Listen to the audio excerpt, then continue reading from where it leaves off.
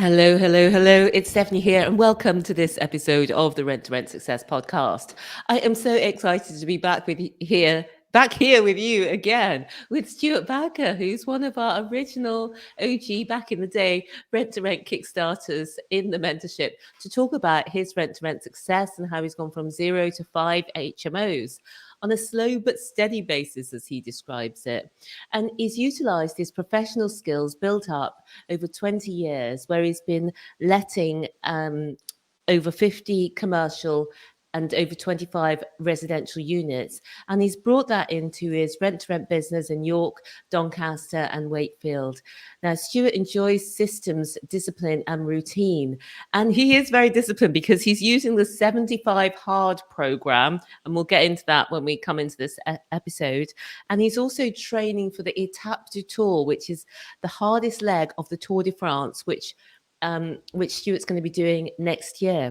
Stuart's also the #1 best-selling author of Create Your Own Business Cash Flow Fountain. And I think all of those skills that he's learned both in his working life and the skills that he had to write that book have really helped him to succeed in rent-to-rent as well. Stuart's married with 3 daughters as well, so it's a wonder he has time to do any of that. So welcome to the show, Stuart Bowker.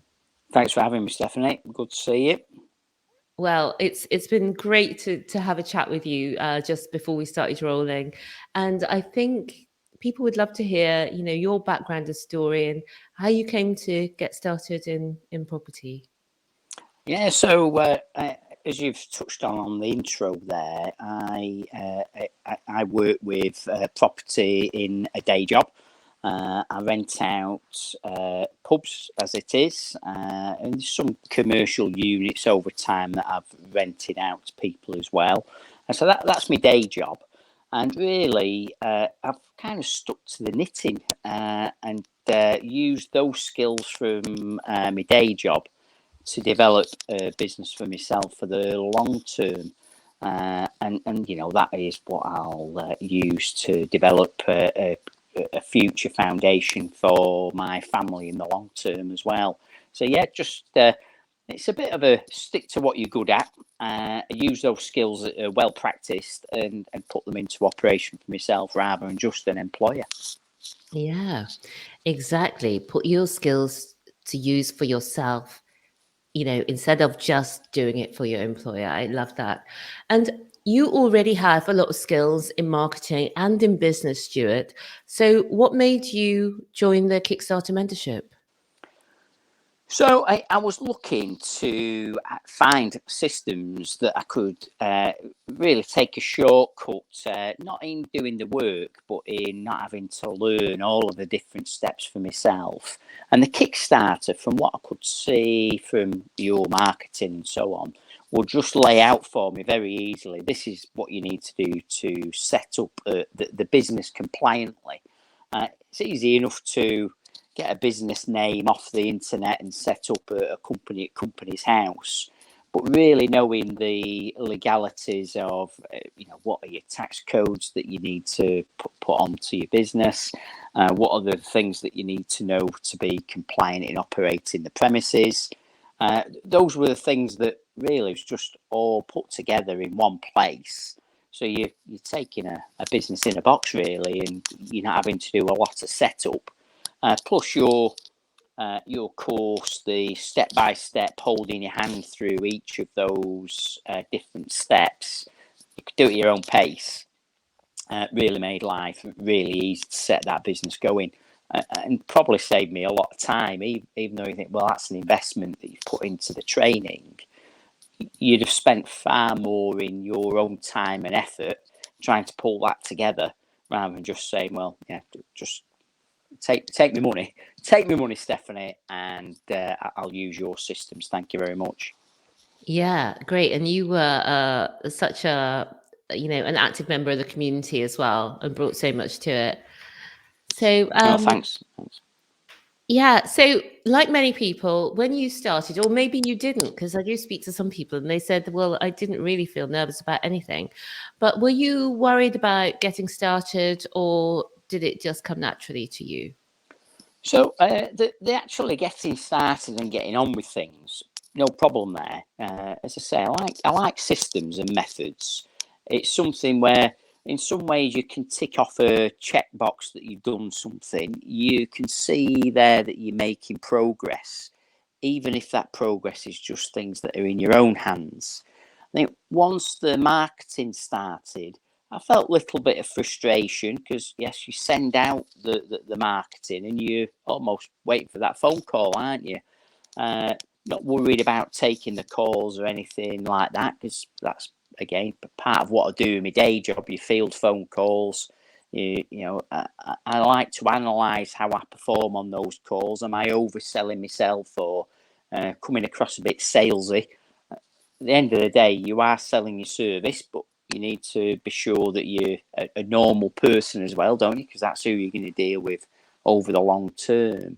But no, as taking those steps, very confident using the steps that you'd laid out as well, that I could cope with things. Once the marketing's out there, that's where you're having to wait for things to come back to you a little bit. And, you think, am I being proactive enough? Am I taking the right steps? Am I kidding myself sometimes? So you can have little bits of crisis of confidence as whether you're really up to it. But actually, once it starts to come to you a little bit more, those things will soon dissipate. Yeah, that's so true, isn't it? The doubts inevitably come up when we're doing something new.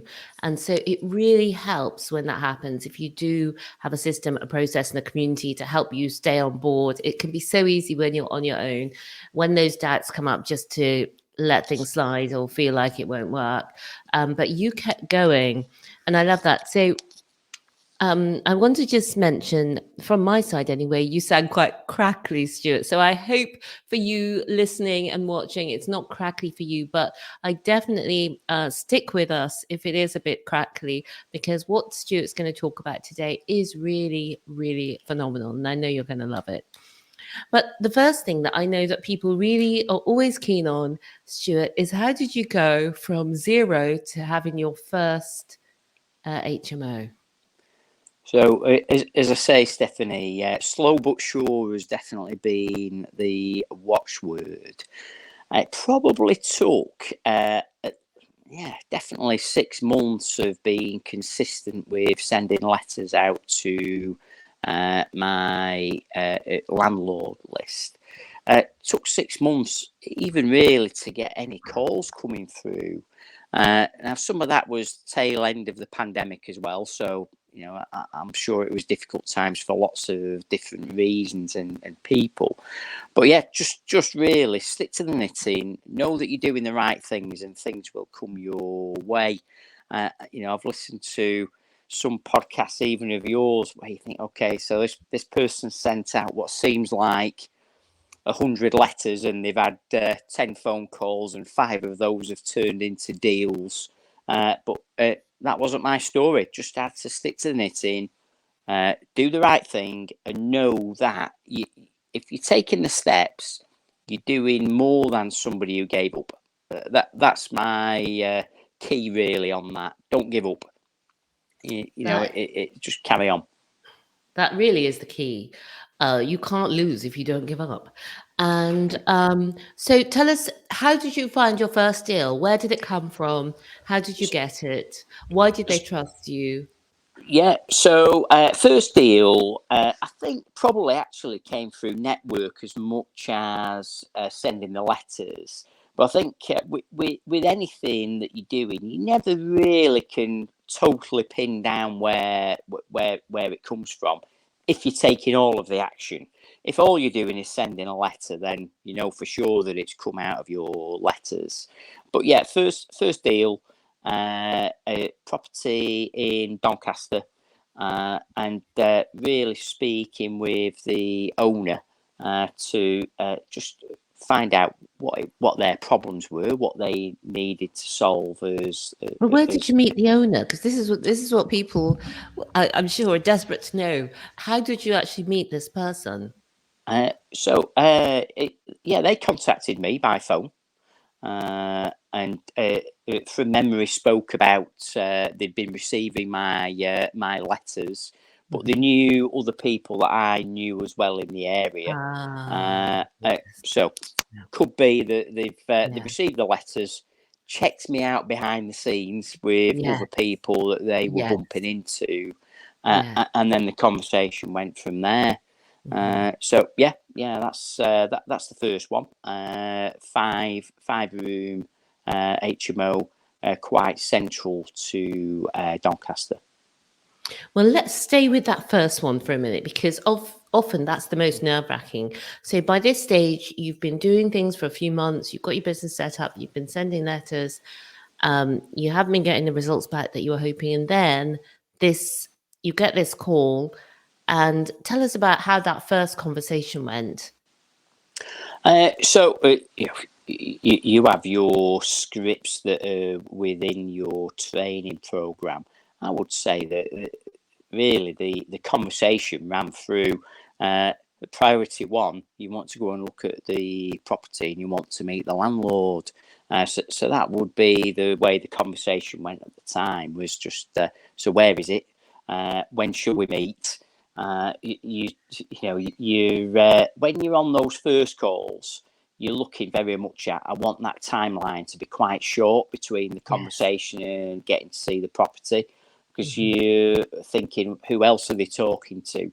But now with a little bit of experience, the landlords don't work at that kind of pace, really. They might be speaking to other people, but they're not making a decision over the next 24 hours. Whether they meet you in 24 hours or not, they all take the time. It's their big investment that you're going to be looking after over a long period of time. So you'd want to go and see them as quickly as you can to strike while the iron's hot. But the pressure, from my experience with the landlords I've dealt with, whether a deal's come together or not, is they're not in a really big rush to see you at the property or to actually nail down the deal in the end anyway. They don't want to be backwards and forwards and spending lots of time on it, but they don't need to turn it around in 48 hours either. Yes, yeah, totally. So you went there and you did the viewing, and again, this is another area where people do feel rather nervous, because with it being your first property, why do you think the landlord chose to go with you as opposed to a letting agent or someone with experience? Well, I do think at times one thing that has maybe slowed me down in lots of things, not just in this business, is having that thought about having credibility. And I think my credibility that I perhaps used to put across to people is that I've got professional experience as an employee looking after property, doing the checks that are required, making sure that everything's done above board, insured, and so on. All that due diligence side of things is easy to manage, because you just lay it out on your check sheet and make sure you keep up to it. I use the Go Tenant software, so a lot of the items that need to be followed up on, you can set an expiry date. So you don't even have to be that good at following up on things. When you set it up in the first place, you say, oh yeah, the gas test certificate runs out on this date. Remind me 2 weeks before. So as long as you set those things up, you know that you're going to do a professional job. Looking back, I would say that I put across to those landlords a little bit of my credibility from other things that I'd done. I say, look, I'm a reliable guy. I know what I'm doing. So even though it was the first deal, they knew, this is somebody who I can trust to do the right job for me. Absolutely, Stuart. And I think that's the key word there, isn't it? Is trust. And we've all got our own flavor of what we bring to it. So for you work in property in your day job, and you manage commercial and residential properties, pubs and living spaces as well. But you might be listening and thinking, but I don't manage property. I haven't actually got any property experience. Well, you've all got each of us have our own thing that we're bringing to it. So for us, when we started, we didn't have property experience, but we had a sort of trustworthiness that came sort of being very keen, seeming very diligent. People just naturally can pick up on, is this a trustworthy person or not? Do I want this person to look after my property? And sometimes it's as simple as that, even without any on paper credentials. They just think, yes, I trust this person. And in fact, because many people have had trouble with letting agents in the past, they will obviously think that they would have to be really bad to be as bad as my last letting agent. That's what one of our landlords had to said. They said to us, if you do half of what you say you do, that would be amazing. So they decided to take a chance. So I just wanted to draw that out, Stuart, because I know that a lot of people say, well, why would somebody choose somebody who doesn't have experience of doing this rather than a letting agent? So that was interesting to hear your answer there. And I very much look at my tenants as well as my customers. It's not transactional, but really looking to how can I give them good customer service. I'm sure I could do better. I'm sure I could, but actually, I look at them as providing good customer service. I'm responsive, communicate with them. So on that ongoing basis, I know that the property is not looked after by them. That's my responsibility. But I know that they give me the feedback and make sure that I do the best job for them, which of course is the best job for the owner landlord as well. So yeah, just always trying to make sure I do that best job for everybody. Yeah, totally. So you got that first property. You were there, the landlord liked you. And the next thing I know that people ask me, well, how can you make money on an HMO when it's already an HMO? So talk to us about that. How did the cash flow work? And why was the landlord happy if the rent wasn't what he was previously anticipating? You're always solving somebody's problem. And this landlord had been using an agency that the landlord felt was coming to them a bit too much. They kept saying, "Oh, we've got this sort out. Oh, we'll sort out that problem for you, but it'll cost you this much money."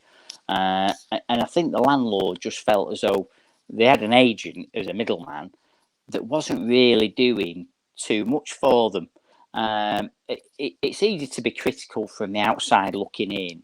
I think actually the agent was doing a fair job, but the landlord had just grown tired of the constant phone calls, the having to sign things off all the time.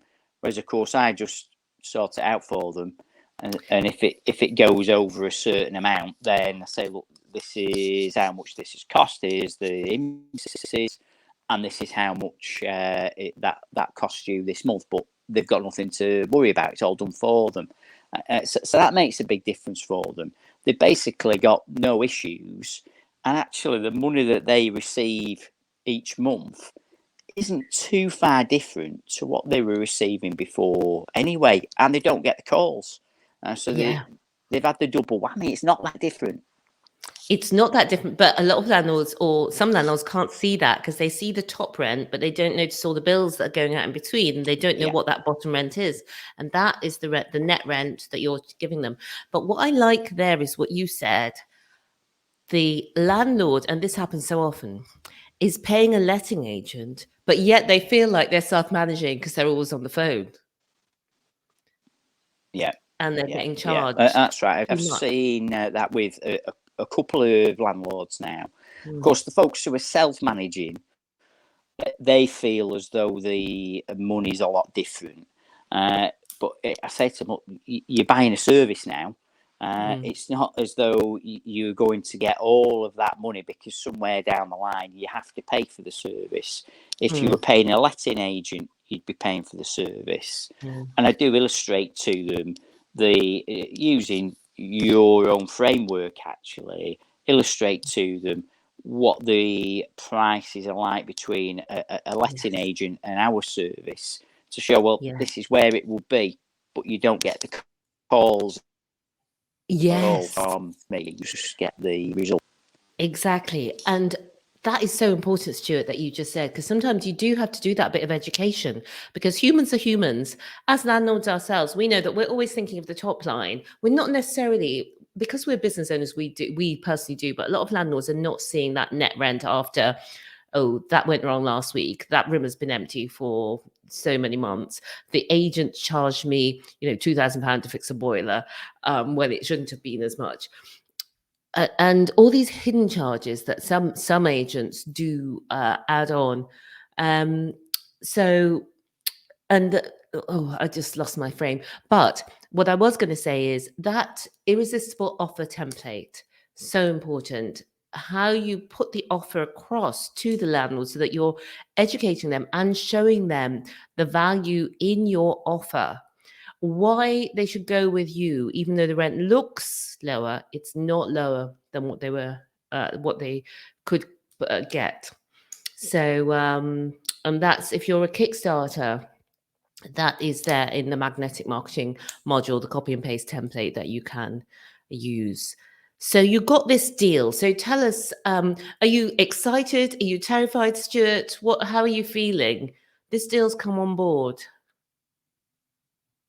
Oh, Stuart, you've gone. As have you slipped out? Oh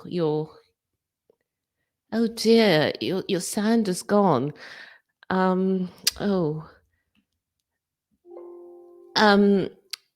you've got your headset still plugged in, have you? Let me see. Well, let's try without the headphones then, and see if that works. Have you pressed mute? No. Edit mic settings. I don't know. Say something again. No, I can't hear anything. Do you want to leave the studio and come back in? I can't. Yeah, what a shame.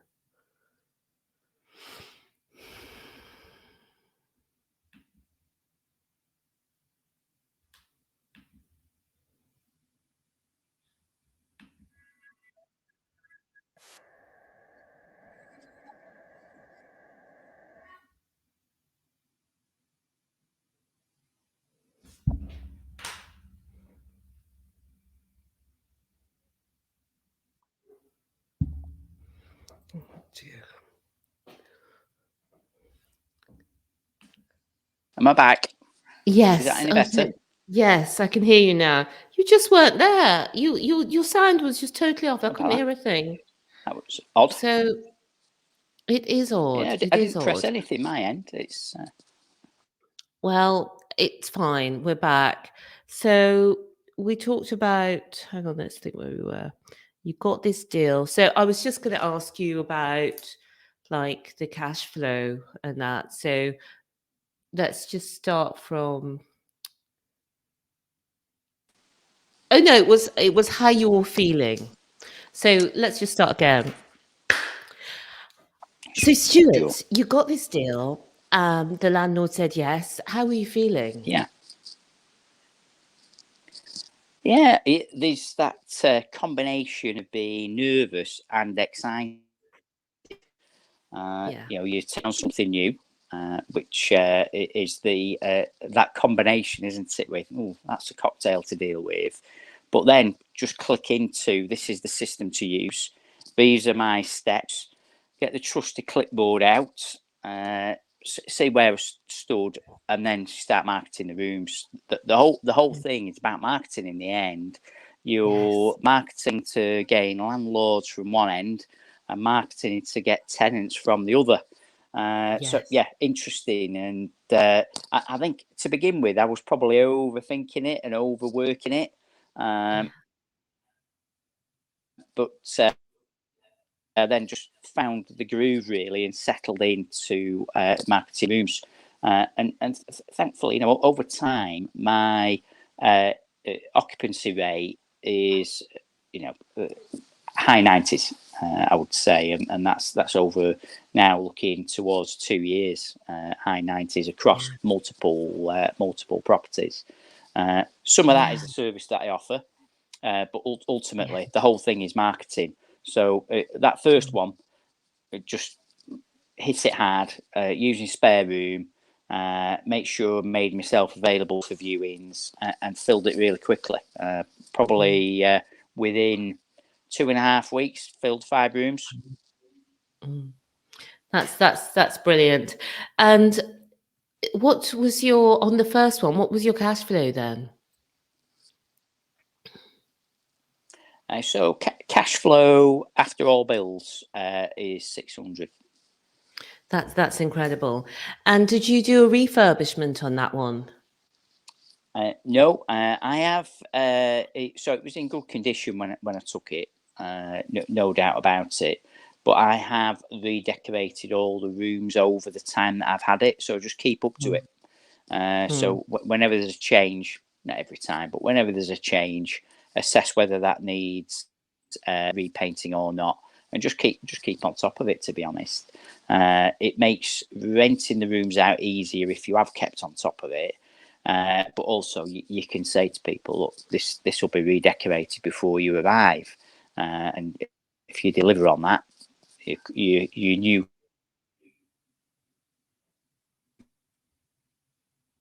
Oh dear, you've gone off again. Now you've frozen.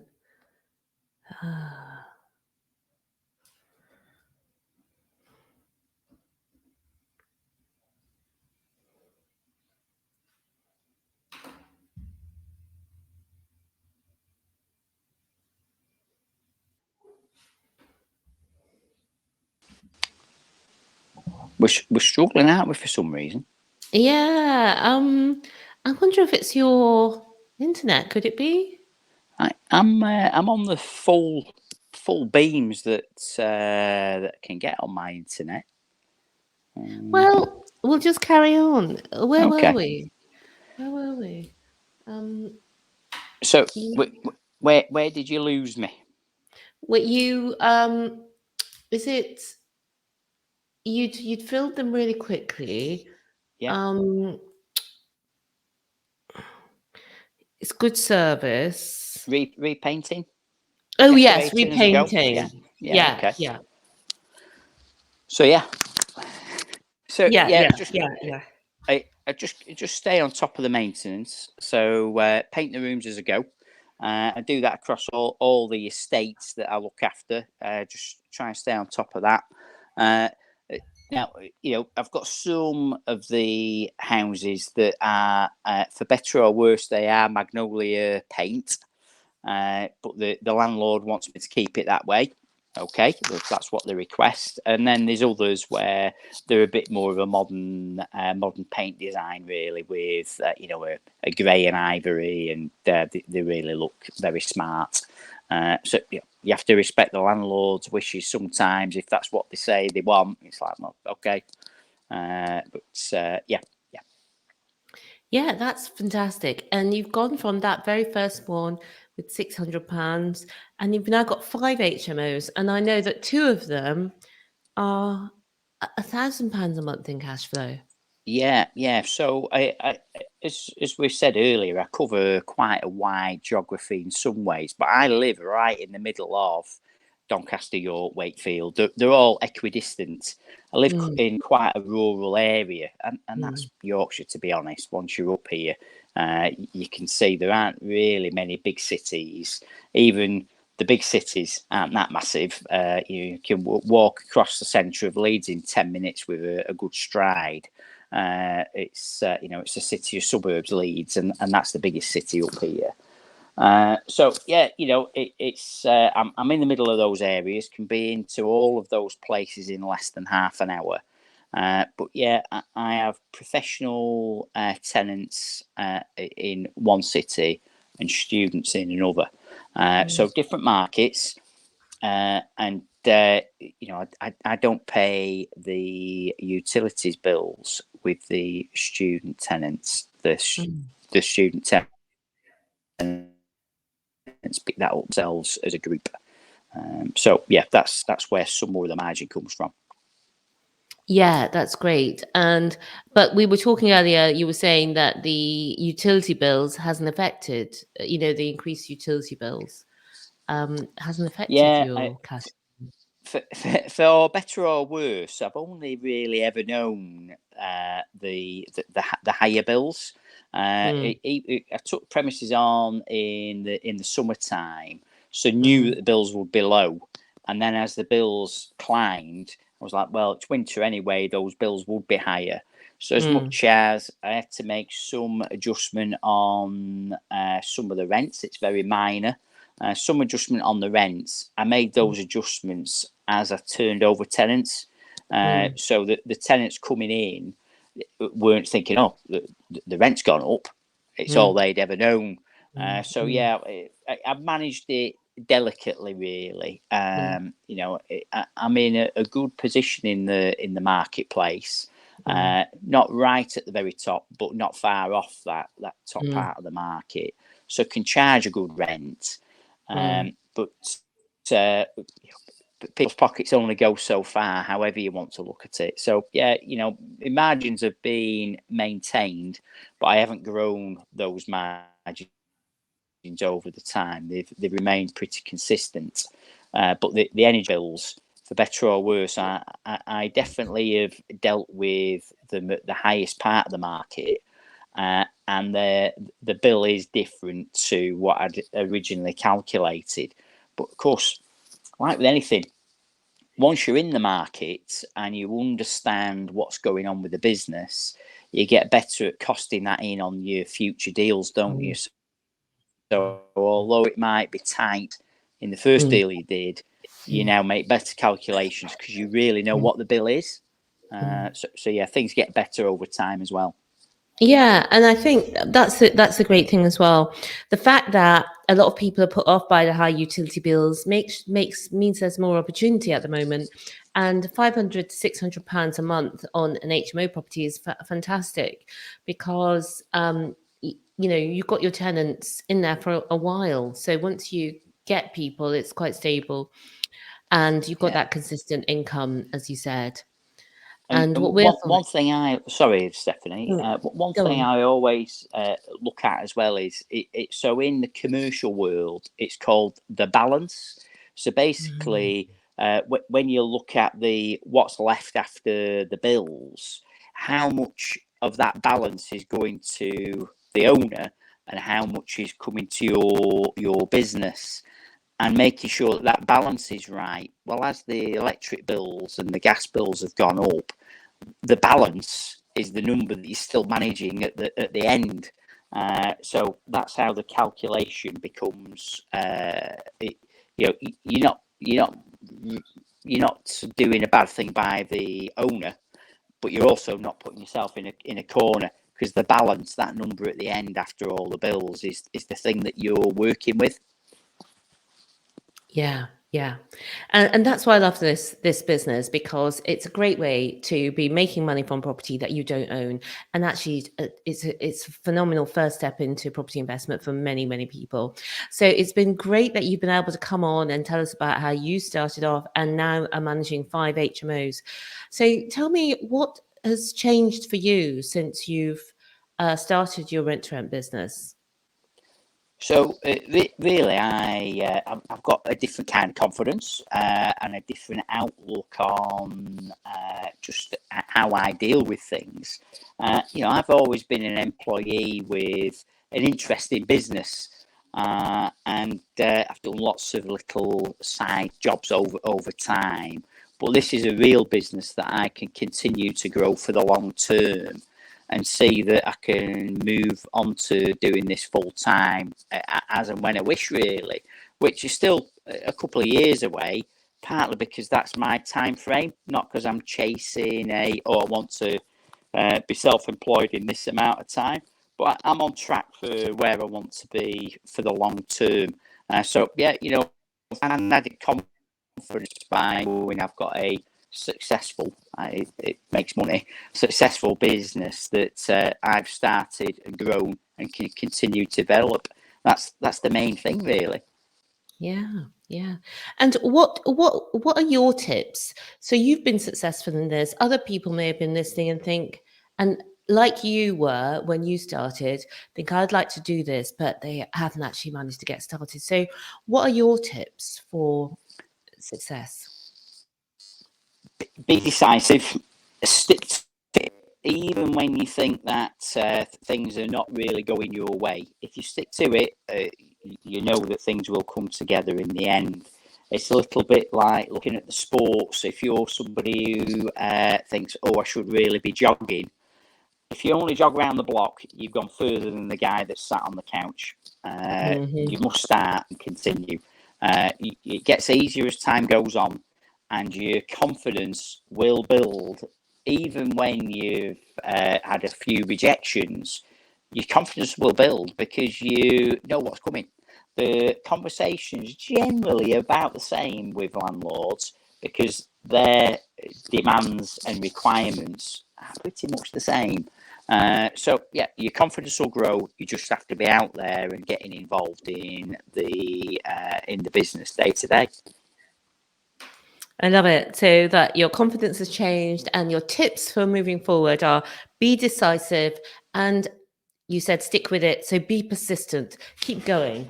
And I think those are the two indicators of success. Oh, and you probably noticed Stuart was a little bit crackly there. So I hope that you managed to hear what he was saying. He's now disappeared from the screen on the recording.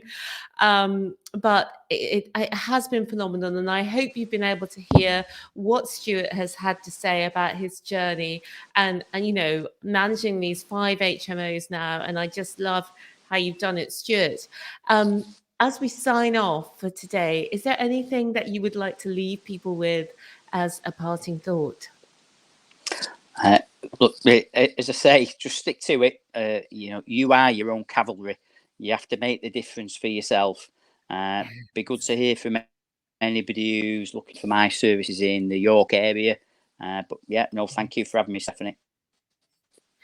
And I love that idea of being your own cavalry, being your own army, being your own, I sometimes call it being your own best friend, because when you've got a best friend who supports you, who encourages you, who pushes you on, who laughs at your jokes, you can be that person for yourself. You're not waiting for anyone else to support you, to give you things. You are supporting yourself. If other people support you as well, absolutely amazing, but support yourself first. So that is a great way to end. And I just want to say, I know that you'll probably want to get in touch with Stuart and connect with him. He's an amazing guy, as I said, and so humble, as you've heard today. And you can see Stuart, if you want to check this episode out, on the video, it's at rentsuccess.com/160 for episode 160. And you can connect with Stuart directly on his Instagram channel. And it's at stuartbowker.hmo. So StuartBowker.HMO, and that's on the screen there if you're watching on the website rentsuccess.com/160, or if you're watching on YouTube or any of the socials. So thank you so much, Stuart, for joining us today. It's been a pleasure to have you on. And I so admire and take my hat off to you, Stuart, for not only having all the insight and information onto marketing and business, but still choosing to join the mentorship. And when you got in there, being so giving and you kept going, you had that persistence and it paid off. And I know 5 months might seem like such a long time, but actually in the span of life, if we think about the next 5 years of our life, 5 years is 5 months rather. 5 months is such a short time. And within that 5 months, you got that first deal. And then that has helped you to go on now and have 5 HMOs and build a sustainable business where if you chose to, you could give up your full-time job when you want to. So phenomenal achievements. Huge congratulations. Thanks. And if you, where Stuart was, and you're thinking of getting started in Rent to Rent, and you'd like to have that freedom for yourself, then we have the Rent to Rent Success Masterclass and Guide. The Masterclass is a free 90-minute video which explains all about Rent to Rent, and you can see how it works. And there's also a guide, which is a written guide if you prefer written. And that's at renttoRentSuccess.com/guide. So see you there if you would like to take the next step like like Stuart did today, and be decisive. Why does my brain do that sometimes? See you all again next week. Bye for now. See you soon. Bye.